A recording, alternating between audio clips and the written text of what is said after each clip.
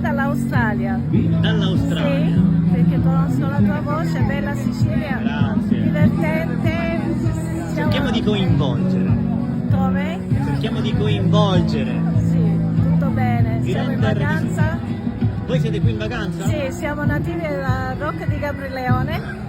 Siamo in vacanza e ci siamo divertiti tanto, un po' di caldo, bellissimo, è bellissimo sentire una voce che Grazie, conosco. piacere nostro, Sì, piacere grazie del nostro mille, gruppo di Pedagogile. arrivederci. Grazie.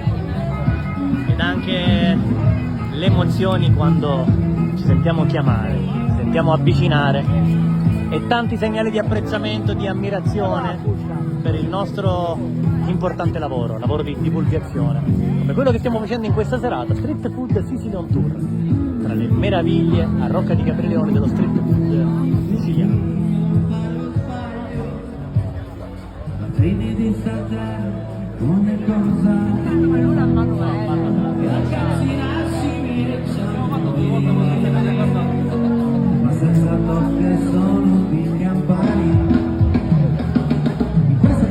E poi tanta buona musica, qualsiasi eccellenza volete, si presenterà per magia davanti ai vostri occhi come in questo momento.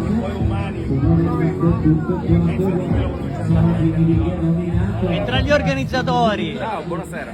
gli possiamo fare i complimenti per aver Grazie, organizzato. complimenti a voi che siete sempre puntuali nei vostri resoconti. Grazie, Cerchiamo grazie. di Sì, c'è essere una bella proposta, devo dire, la una gente grande sta proposta. Ma apprezzando. quanti stand sono? Sono soltanto 16, sembrano di più ma sono soltanto 16, però di eccellenza. Ma come si arriva a tutto questo? Le Con un grande lavoro di ricerca, con un grande lavoro con molta pazienza, perché poi comunque bisogna avere a che fare, stavo parlando di questo, bisogna avere a che fare un po' con tutti, con perseveranza, perché comunque questa cosa nasce da 27 anni di esperienza in ambito fieristico, perché organizzo per tanti anni fiere, da esperienze sull'internazionalizzazione delle imprese siciliane, insomma da una serie di, da un bagaglio di esperienze nasce tutto.